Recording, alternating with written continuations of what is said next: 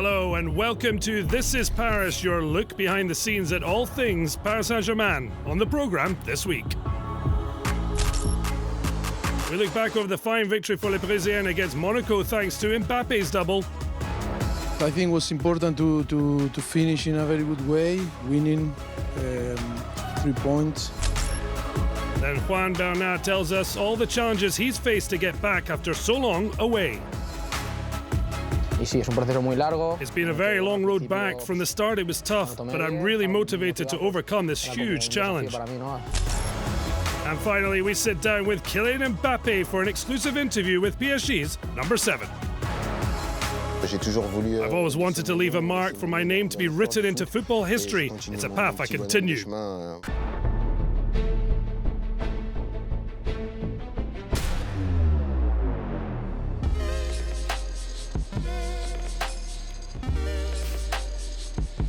Some days after ending the group stage of the Champions League with a thumping 4-1 win over Bruges, PSG hosted Monaco for the last match of 2021 at Le Parc des Princes.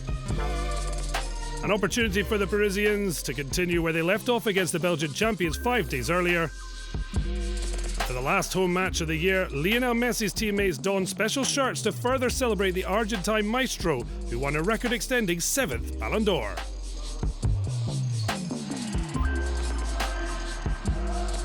Messi, of course, starting up top alongside compatriot Angel Di Maria and Kylian Mbappe, while behind Marco Verratti lined up with Idrissa Gueye and Jorginho Wijnaldum in a midfield 3. Despite the continued absence of Neymar, Kimpembe, Ramos and Nuno Mendes, the starting 11 of coach Mauricio Pochettino enough to excite Paris fans from every corner of the world, especially our supporters from America, some who were guests of the club over the festive period.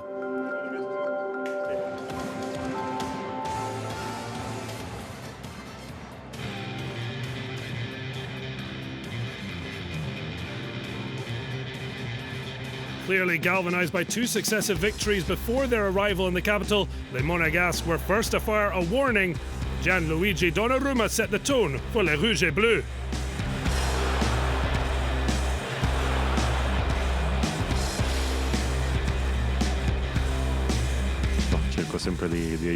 Well, I try always to help the team and to be fully focused. I feel that the team is behind me. I try to use this confidence but also bring calm to everyone.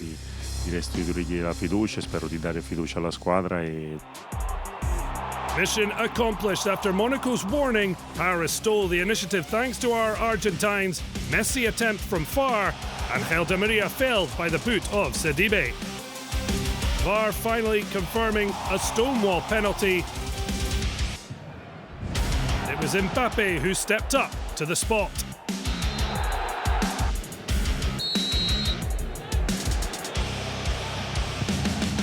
Goal, and his 8th of the Ligue 1 season, which allowed the PSG number 7 to join Abid Diallo, Amine Gouiri and Martin Terrier in the top scoring charts.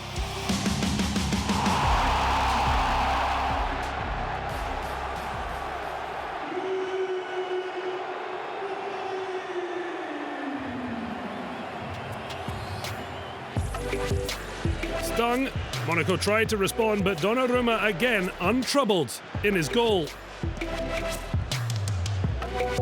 After a half-hour of play, Monaco had already let their chance pass them by, Paris putting the match beyond them thanks to the dynamic duo Messi and Mbappe.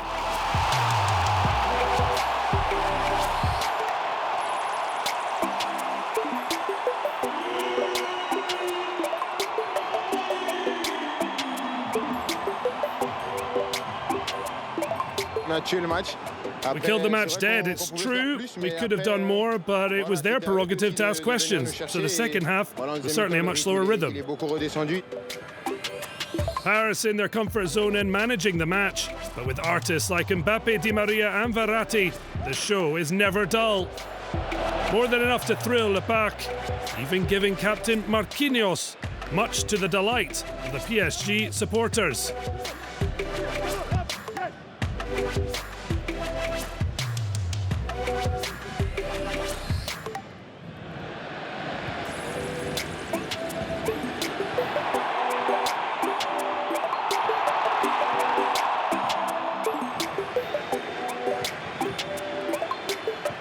Yes, I think it's important always to play in front of your fans, always to create a very good atmosphere. Paris unperturbed, yet at the other end, Lionel Messi still couldn't get the better of Alexander Nubel.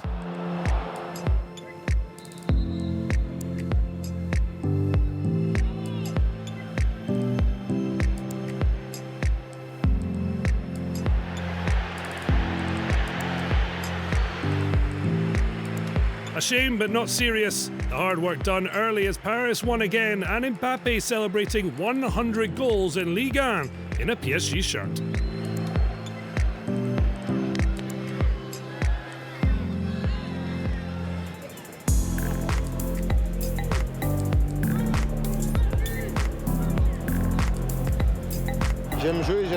I love to play, always to be on the pitch and play every match.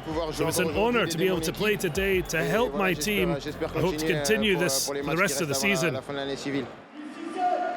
A year that will end with Paris top of the Ligue 1 standings after a fine last victory of 2021 at Le Parc.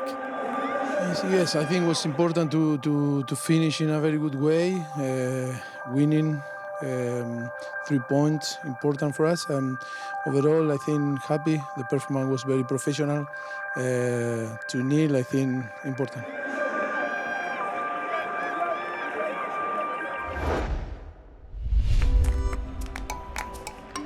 Juan Bernat will remember the 15th of October 2021, the day after 13 long months he finally returned as a PSG player.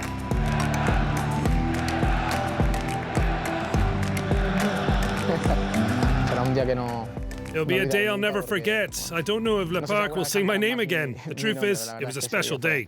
A day that ended a year of pain, the result of an injury suffered at Metz in the autumn of 2020. As soon as it happened, when I was injured, I felt so much pain. And then little by little, that was replaced by fear.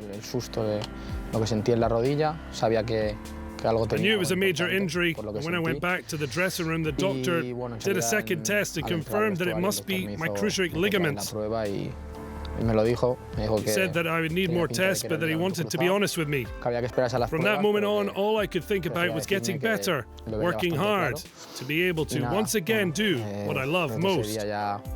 Pensando en recuperarme, en trabajar muchísimo para volver a hacer lo que más me gusta y así fue. But before being able to play again, there was hard, painful work to do to return to the very top level. Y sí, es un proceso muy largo en el que well, it's a very long process. It was so difficult at first, but I was very motivated and I accepted the challenge. In the end, you have to accept injuries. They're still the worst aspect of football. I think you must have so much mental strength, be psychologically ready to make a lot of sacrifices. A tough assignment with many steps along the way to gradually regain strength and confidence in one's body and ability. Well, the first days after the injury, I trained alone. At that stage, there was a lot of discomfort in the knee, some apprehension as well. You're not completely recovered, but then you start to run again, your confidence comes back little by little as you train, then you can do more and more things, and the fear disappears. But recovery is not straightforward, full of ups and downs, yet Juan Bernat had a supportive team to count on. Luego hay momentos que son más complicados cuando ya estás Afterwards, of course, there are tough moments. For example, when you're about to return, but then you have to wait because you're not completely ready. That's really hard. And that's what you need, is the support of those around you, whether it's your teammates or family and friends. With their support, everyth's easier. My teammates have always been with me, they've always supported me, showing that they care. And when the match was over, they congratulated me. They were happy for me, happy I was back. These are things I'll never forget. I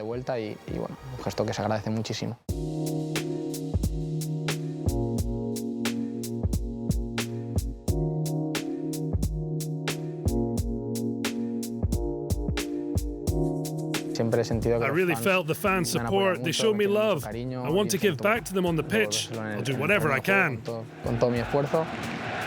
And we can believe him, despite more than a year out, the Spanish fullback held nothing back. It was an emotional night. Just thinking about it makes the hairs on my arms stand up. After 13 months without being able to play, it's a day I'll never forget. From the moment I stepped onto the pitch, the whole crowd began to applaud, chanting my name. It was really something incredible. I really want to thank them for all the love they've showed me. Yet a warning, it's not the end, but instead only the beginning, the start of Juan Bernat's second life at Paris Saint-Germain. I hadn't played for 13 months, although I had trained for a month and a half, almost 2 with the group. But training is different from matches, and you can really feel it. The very next day I felt my legs were tired, but it's part of the process I wanted. This feeling of tiredness after matches, I wanted to feel tired, to feel dead. So when I felt that, I thought I was back. Estar muerto y bueno, pues eso otra vez lo volví a sentir y ya sentía que estaba de vuelta. Ha sido un año muy largo para mí. It was very difficult and long periods for me, but now I can say I'm back and healthy, just enjoying my football. My goal is to play as much as possible after a year away from the pitch. Y recuperar todo el año que he estado parado.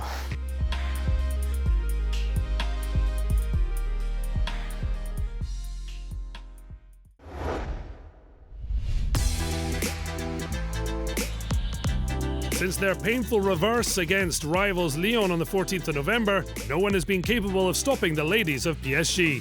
The proof, before welcoming Bordeaux, Didier Ole-Nico's side had won all their last 4 in all competitions, scoring 18 goals without a single goal conceded. A perfect run that Les Parisiens wanted to extend against Bordeaux.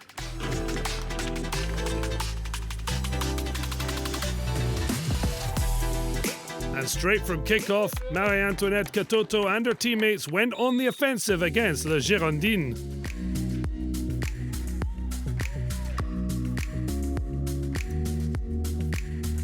Very quickly, it became a match of attack against defence. Les Parisiens laying siege to Barbora Votikova's goal.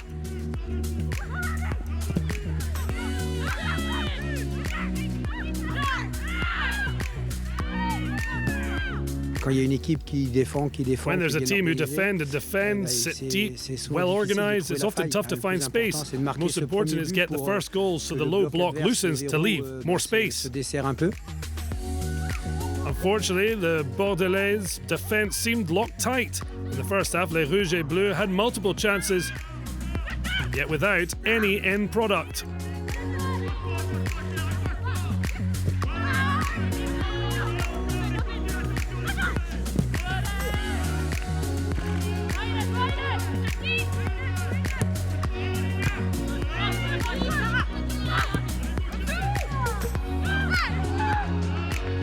On a fait circuler le ballon, mais sans. Well, we moved the ball around, but we didn't really hurt them because we lacked intensity in the first half. Yeah, between the first and second, it was night and day. We saw a team with much more aggression to recover the ball. In their half, we pressed much better. Then we sprinted, we made runs. The effort needed to open them up and hurt them. On a fait les efforts qu'il fallait pour leur faire mal. Indeed, after the break, the French champions were far more animated, but despite their best intentions, still no breakthrough. The result was desperation began to set in.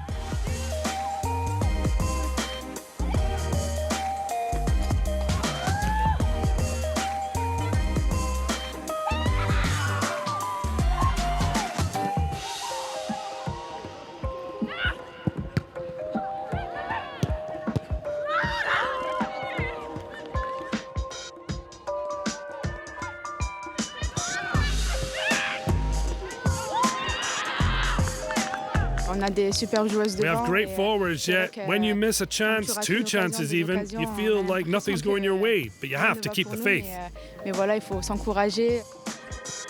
And they never gave up, and eventually their sweat and tears were rewarded.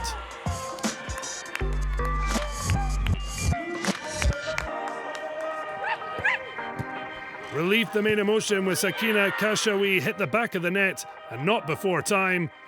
Caredioto Diani tried to add comfort to the scoreline, but it was not to be another festival of goals.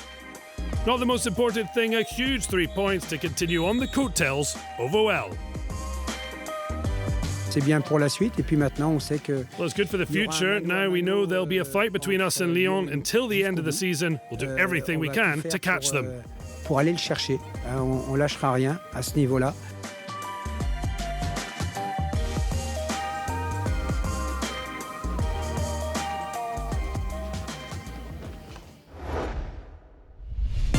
Coming up, this is Paris with an exclusive interview with Kylian Mbappé.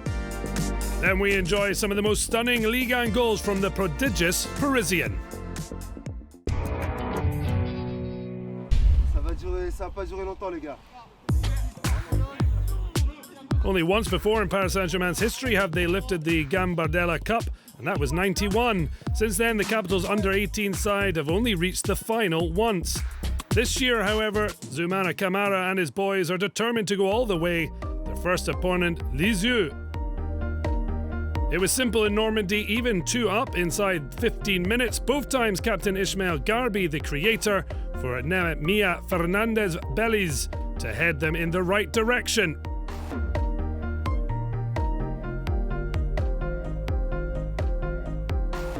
Facing a Lisieux side incapable of keeping the ball, Les Rouges et Bleus remained hungry for more. Bellis inches away from a first-half hat-trick, only to see this effort hit the woodwork.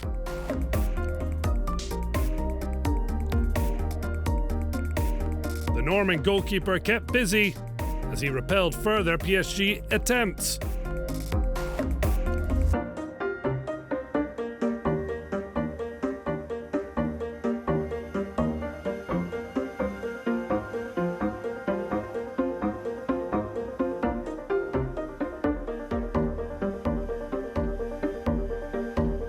But eventually the dam burst again as Wilson Odobert picked out Noah Lamina to make it 3-0 to the visiting Parisians.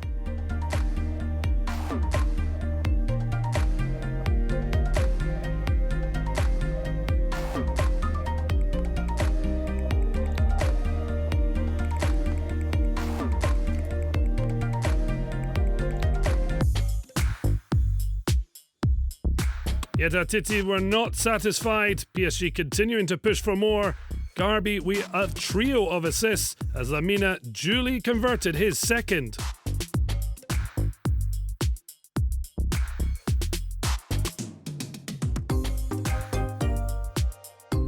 Four 0 soon became 5. Ugo Lamy rounding off a 5-star showing. Lisieux did hit back to grab a last-minute consolation, but a small detail that didn't burst Letiti's bubble after an impressive showing.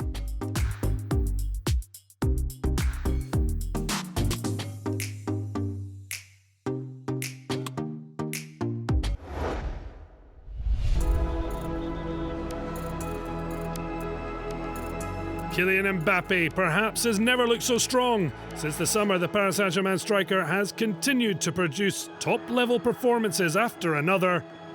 A brilliance that the team are also benefiting from.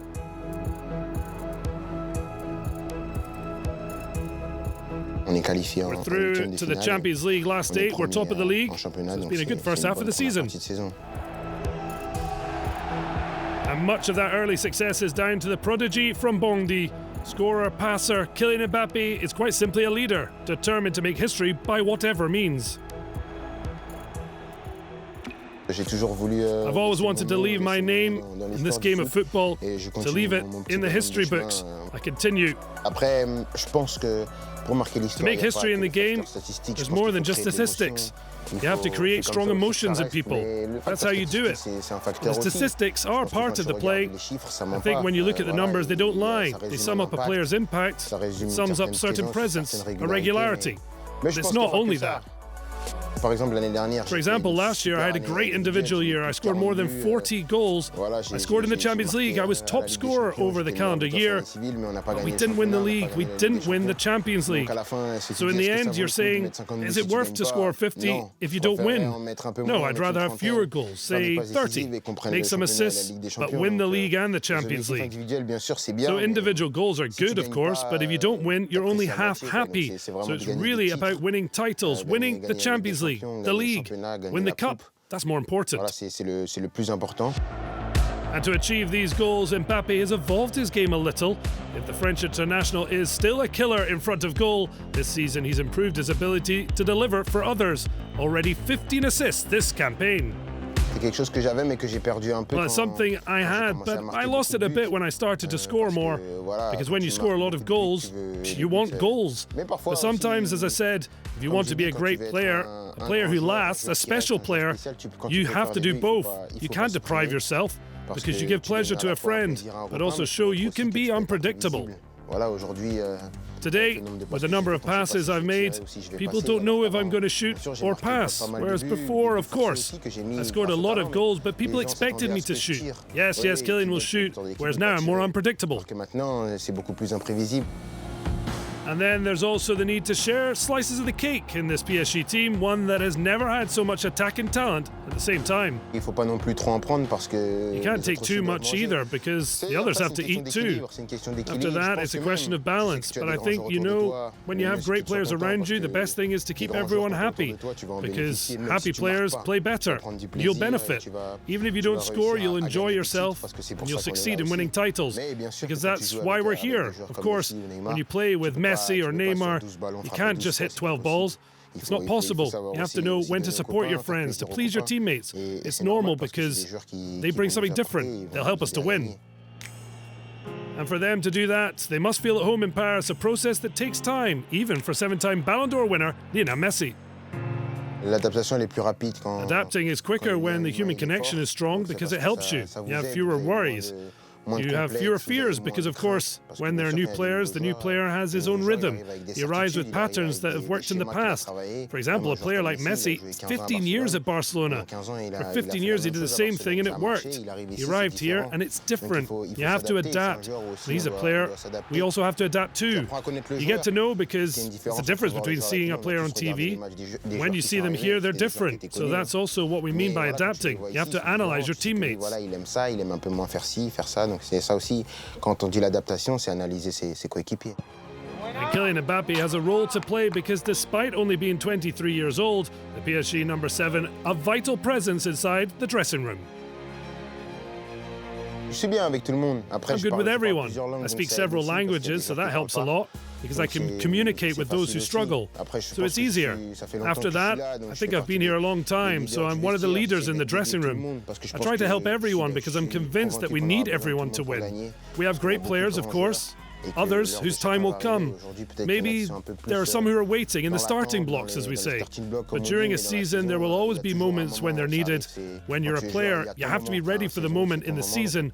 So we need everyone. And that's also what I mean by being a leader, to bring people together. Together we can do great things, win big honours. What Mbappe is not afraid to say loud and clear, he's not afraid of pressure. On the contrary.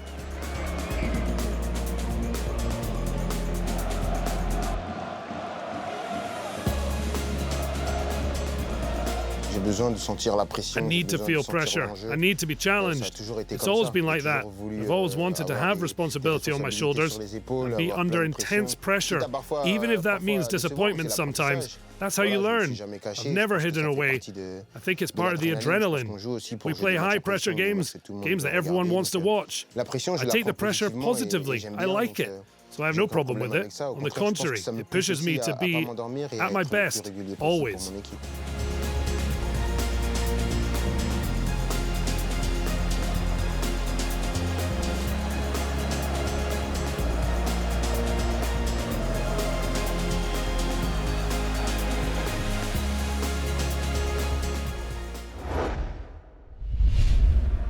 Against Monaco, Kylian Mbappe became a Ligue 1 centurion in Paris colours. 100 league goals for PSG, a hugely impressive total at just 23 years old, and with plenty more to come.